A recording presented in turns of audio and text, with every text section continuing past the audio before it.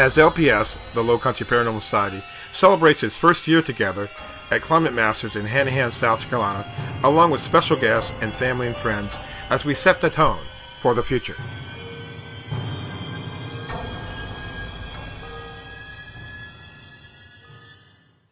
First off, a year ago, about this time, we kicked off Lowcountry Paranormal Society with an agenda. The agenda was we live in a city that has a lot of haunted places and is recognized by a lot of national shows like Ghost Hunters, Ghost Adventures. And in fact, we're dubbed of all the cities in America as the most haunted city in America. So, talking with Gary, something we've been kicking around over 20 years, we let Ghost Hunters get a little ahead of us because that should have been us.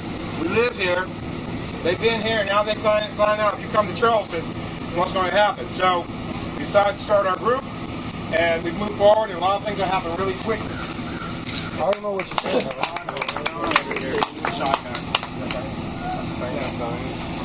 This is the man that kind of gave us the jump start and pushed this thing to where it is. Kind of a little bit heavy. It has a little heavy pocket at times. And although we try to watch our budget, it's rarely, most people, they get sponsors to kind of help us, move things quicker. And although he is one of the founding members and CEO and whatever you want to call him, he's also been the big supporter to push this thing.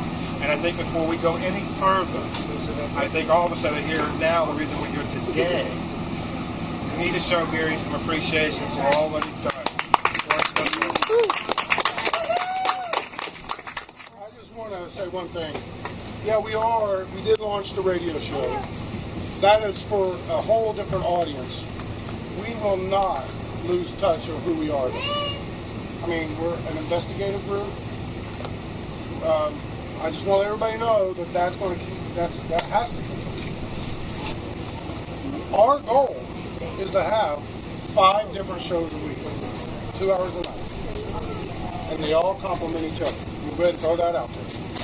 We've got Tony's show that seems to be very successful. The first 3 shows that Tony has done, before he started his 4th show, we'd already had like 2,600 listeners.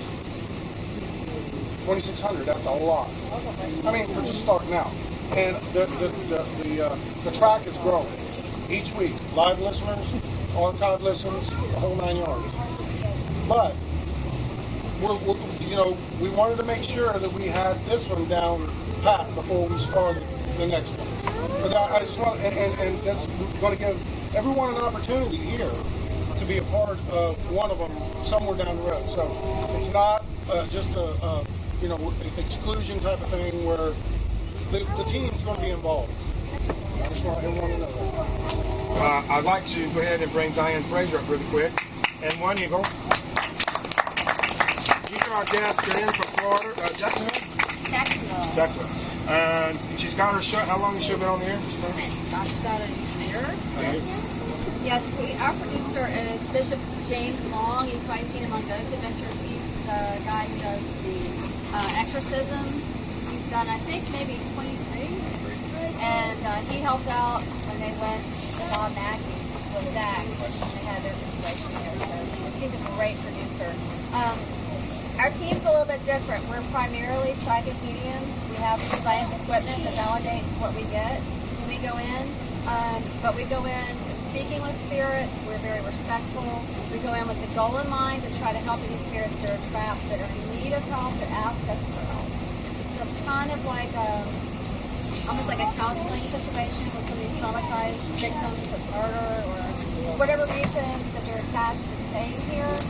We try to find out why. Why are they here? What do they need? Because a lot of the teams will go in, they'll capture EVPs, and people say, help me, and children crying, and that sort of thing, and then they just leave because they don't know what to do about it. So when we go in, we actually try to have a resolution to help them go into the light. We try to make prayers for them, that sort of thing. And of course, we can't make anybody do anything.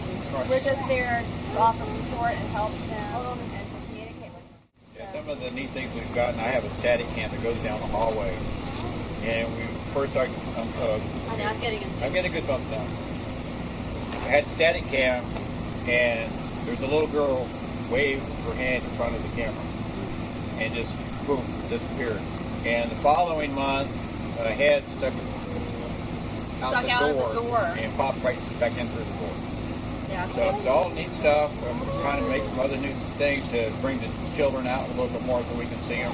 We've got a doll that reacts. It cries. I call it the Chucky doll. Yeah. And we put it there in front of the infrared static cam, also a ping pong ball, and some other things to try to interact. Well, we were originally doing a tour down in St. Augustine at a bed and breakfast there, and we got some videos of the child here interacting with us. And due to those videos, we were invited to go out and film my ghost story in LA, and they sent us out. It was a really cool experience.